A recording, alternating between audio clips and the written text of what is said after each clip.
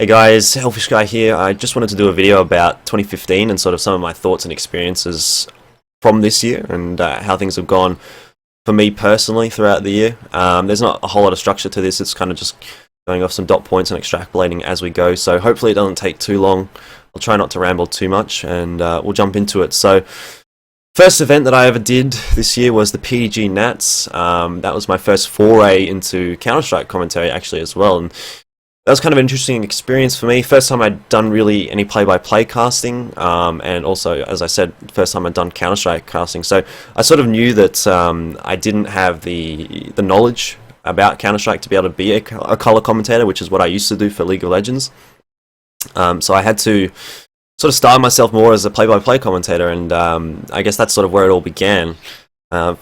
For this event, I did about a week's practice offline with just a friend of mine. We were casting some MM games, anything that we could sort of get our hands on. We did a few games a night, and just to get into the feel of things. And I guess it worked out all right. I ended up casting with Sandman for the majority of the time. I think we had JB and Sangi jumping in as well for a little bit, which was sort of interesting and fun. But yeah, I mean, having a look back at some of the VODs from that event, I really do cringe a little bit watching that. I was certainly not as good as I thought I was back then, but I guess you live and you learn. But overall, it was a pretty exciting event, very good opportunity for me to get into the Counter-Strike scene, and I really was very thankful actually that I was able to cast at that one, because if I had have not cast then I probably wouldn't have done anything that I had actually done this year. So good timing, good. I guess the old adage of being in the right place at the right time was certainly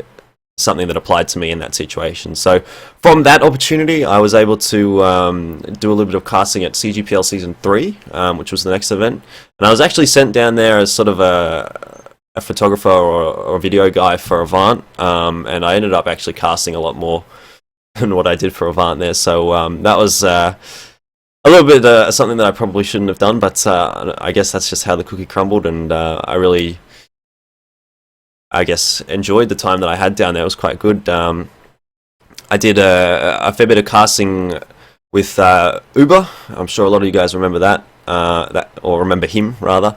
And that was actually the last time that he cast in Australia, and the last time that I've been able to cast with Uber. So I guess something that I look back on with a little bit of nostalgia. Also did a bit of casting with Ben, Sandman again. So it was kind of just, another one of those events where we were sort of just still finding our feet in the Counter-Strike scene. Obviously, that was the second time I'd ever done it. It was a good opportunity for me as well to sort of start to get to know people in the Counter-Strike scene. I was in a hotel with the Avant lineup at the time, which was PeetyG, Haz, DevK, Chriso, and Sheep. So it was nice to meet those guys and sort of get involved a little bit more, and that sort of thing. Also, the first time I ever met Kameen, so that was the start of, I guess, how things started to get rolling. I mean, this has all sort of happened so fast this year that these events and stuff have been kind of a big deal, meeting everyone so quickly. But anyway, moving on, I guess, to ACL Sydney, which was the next event. That was sort of the first event where I was really starting to come into my own a little bit as a Counter-Strike commentator. Back then I wasn't very good, but I started to take it a little bit more seriously and that sort of thing. So this was kind of the biggest event I think at that point.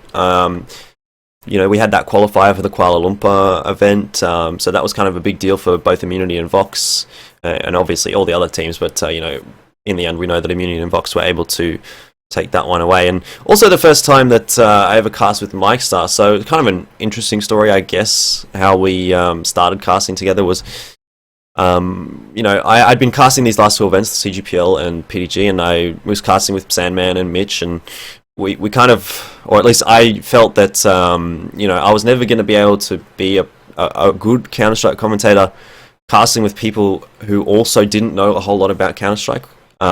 Because generally speaking, when you have a Counter-Strike, or not a Counter-Strike, a commentary duo, you'll have the play-by-play commentator and you'll have the analysis commentator, and at that point it was pretty much just two play-by-play commentators, and I know a lot of the criticism that was going around in the community at the time was that we didn't have that analysis sort of mind. We weren't really extrapolating on the points that we needed to be. So at this point I sort of was thinking, well, I need to find someone to commentate with, and so that we can start to form a duo and this sort of thing. And anyway, I was kind of watching Mike Star, some of his vlogs on YouTube or whatever he does, and I was like, well, this guy, I mean, he could probably do a commentary. And at that point, there wasn't a whole lot of people actually around doing analysis in the Counter-Strike scene. So, you know, I was like, hey, man, do you want to come and cast with me in Sydney? And he lived in Newcastle, I think it is, only a couple of hours away from Sydney, wherever it is. And, you know, he was like, yeah, sure, I can come on the Sunday. So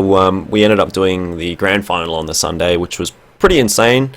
We had like 13,000 viewers or something because it was on Lounge. But, yeah, I mean, that was the start of the duo, I guess, how things started to go for us. And a good start off. I kind of, from that point on, I was like, well, now we need to start casting together a little bit more and start to develop this partnership. And yeah, I guess that's just where it started all off, and it was good. Some other sort of standout points from that event was Avant taking a map off Immunity was quite exciting, because obviously I was involved with Avant at that point, so, you know, really going cheering for Avant, and I was standing behind them as they were playing this map on Mirage, and it was so close, and it was a very exciting experience for me. And the other take home from that event was that I never want to set up another DX racer again, because I probably put together like 4 or 5 DX races at that event in like the space of 3 hours. It was just awful. So moving on to ACL Melbourne. So this event was sort of the start of, I guess, what we currently see as the talent lineup in Australia in terms of the commentary team. You had myself and Mike Star, obviously, there. This is when the Peanuts also did their first event. So Nick and Jim did that one. And then you had Ben, that was his first time hosting the analysis desk as well. And then Wooly was there as well. He was commentating at that event, but obviously we see him a little bit more now on the analysis desk. But that's kind of the lineup that you sort of started to see emerging throughout the later sort of 6 months of the year. Anyway, so I was casting with Mike there, obviously. We did like 3 games or something like that. I thought my casting was pretty poor at that event.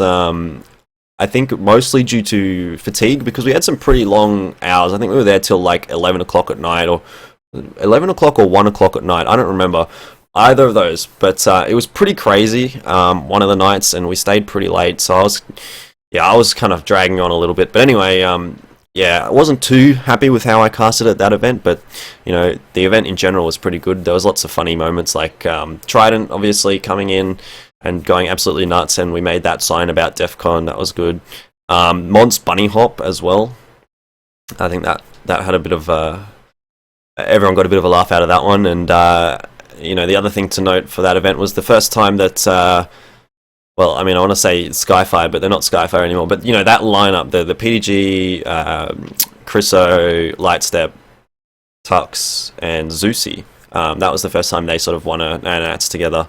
So that was kind of a big deal for them as a team as well. Moving on to the next big thing, Crown. That was an absolutely amazing event. And in the beginning, I actually didn't even know if I was going to be casting that one. I was considering buying tickets for it, and you know, I saw the web page go up, and I was like, oh, this is going to be cool. You know, I wish I could cast this, and I was thinking, well, they'll probably bring some casters over from International. But I was like, well, maybe there's a small hope maybe that I might be able to cast this. And so, you know, I was talking to Sandman. I was like, yeah, have you heard anything about this? And he said, nah, but he said, I'll message Kameen. And so we messaged Kameen, and well, there you go. We ended up casting that, and it was just absolutely sick. I mean, this was the first real event, I guess, in Australia. We had, at least for Counter-Strike, we had, you know, some novel things, like we had an airport transfer. We got picked up from the airport, and there was a guy there holding a sign that said Jordan Mays, and that was, you know, not something that I ever really had before. It was the first international event that we had here as well. It was televised, so it was just great exposure for the scene, and a very enjoyable experience. And you know, if we can have another one of those next year or this year even, it would just be great. But anyway, I was there. I was casting with Mike Star, and definitely enjoyed it. We did a lot of practice actually before the event for this one, and I think it's really showed. I think I felt personally that I really leveled up my casting for that event. I believe Mike Star as well did quite a good job at that event. So, you know, the practice for that event, we did probably like 3 weeks of just casting every night, almost a couple of games online, and you know, just getting into that rhythm, that the sort of the flow between us, trying to get that up to scratch. Anyway, it worked out. The crowd as well, I think, was something that I should mention that really helped me level up my casting, because you know, when you have the roar of a crowd, when a team or a player is doing something absolutely amazing, it really does. You can just draw off that quite a lot. Something to note was, it was pretty tiring actually, that event. We did some pretty long days, and it was only me and myself and Mike Star as the commentators, so we did every single game at that event, and probably did like 4 or 5, 4, I think 2, no, I don't know, 3 or 4 best of 3s a day. I think 2 best of 3s on the final day, but yeah, they went for quite a while as well, because they were pretty long games, like 16-14s, and some overtimes as well. So it was kind of draining, but definitely worth it. So, you know, good event. Shout outs to Mike Star, as in Mike Star with an A, not Mike Star. He was our talent guy, our talent coordinator, I think was his name. Shout out for getting us food. Is pretty much what I've written down here, because it's often difficult to get food when you're in the middle of a broadcast. But anyway, I think the thing that I want to take home, or that I want to really emphasize about that event, was that it was really just a massive step up. I know there's probably a lot of people that know that and that were actually there, and are aware of this, but really, if we can have a couple events like that this year, it's going to be just another huge step up for our region, and you know, fingers crossed, I guess, for that. And closing it out, actually, for this year for me was China. We went to Guangzhou. Myself, Mike Star, and Wooly actually went there to cast the Crossfire Stars 2015 Grand Finals. And this was a bit crazy. Like, we kind of got notified about this, you know, a week or 2 weeks ahead of it actually being a thing. And, you know, we were like, are we even going to be able to go to this? Are we going to get our visas sorted, get our passports sorted, all this sort of stuff? And ended up getting all the express stuff done for the passports, and mine actually came the day before I had to leave. So very stressful time before we went, but certainly worth it. It was just absolutely sick. You know, like for the level that Crown was compared to other Australian events, this event compared to Crown was sort of that jump again. It was just insane. We had you know, amazing hotels, amazing food, everything was paid for. We didn't have to worry about anything apart from commentating, and really, that helped me and obviously Mike Star and Wooly as well, to really just focus on what we needed to do as our job, and made things very, very easy actually for us. And you know, certainly something that would be great to see in Australia. Obviously, I know we don't have that sort of infrastructure here yet, but you know, it was certainly you know, something to I guess look forward to maybe later on in this year. I guess we'll see how it goes. I think I probably didn't cast quite as well as I did at Crown. I think I probably could have cast better there if it had been for Counter-Strike. But being that it was a new game, made it quite difficult to actually cast, because, you know, obviously you're learning sort of all these new things about the maps. We'd never even really seen the maps before we actually were viewing it. So we were sort of learning, going on the fly, and seeing how things went for us as we went through the tournament. By the third day, I think we did quite a reasonable job in the grand final, at least. But yeah, if it had been Counter-Strike, I think we would have done a whole lot better. But anyway, that's just what it was, and we had a great time. Met some very cool people there. The Brazilian commentators, they were absolutely hilarious. They were just, I mean, I guess you would, if you sort of conjured up an image of a Brazilian crazy guy in your head, that's what they were. The Chinese commentators were pretty funny as well, and super famous, actually. They were crazy famous. They had like tons of fans coming up to them, talking about, you know, just giving them gifts and stuff, talking about stuff that was going on. And yeah, I mean, to kind of give you a perspective, one of the commentators, she actually had someone who did her social media for her. That's how famous she was. Something that kind of just blew my mind a little bit. But anyway, that's how it was. Also, the hosts there, Minsu, one of my good friends now from Korea, who I met there, and the makeup and stylist crew, they were pretty cool as well. They didn't speak a huge amount of English, but you know, you kind of managed to communicate with them, and they were fun, they were cool to hang out with, and that sort of thing. Definitely would love to do an event like that again, and I guess one of my goals for this year is to go international once more, because that was just, I mean, I can't really put it into words how good of an experience that was for me, and how much enjoyment I got out of doing that. So yeah, that's pretty much it. 15 minutes, not too bad, not too long. So overall thoughts to wrap it up: 2015, big year for me. I mean, I really enjoyed this year actually, in terms of the esports sort of part of my life, I guess. I did 6 events, which is kind of huge, and I've been able to learn a whole new game, Counter-Strike, since I started this year in March, and I'm definitely looking to continue doing that more in 2016. I'd like to probably hit 6 events, maybe a few more, if possible. You know, we'll have to see what happens in Australia.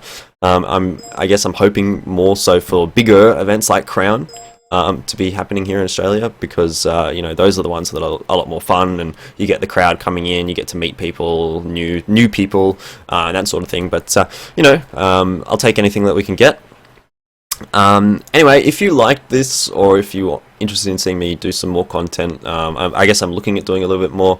It'll probably be less of like an analytical style, like Wooly and Mike, because they've already sort of got that one on the wraps. It'll probably be just more my thoughts on some particular events and issues, and whatever's happening in the scene at the particular time that I make the video. I don't know. We'll see how it goes, I guess. Just sort of, you know, let me know what you think. Anyway, hope everyone had a great Christmas and a great New Year's. Fingers crossed that 2016 will be as good as last year, or better.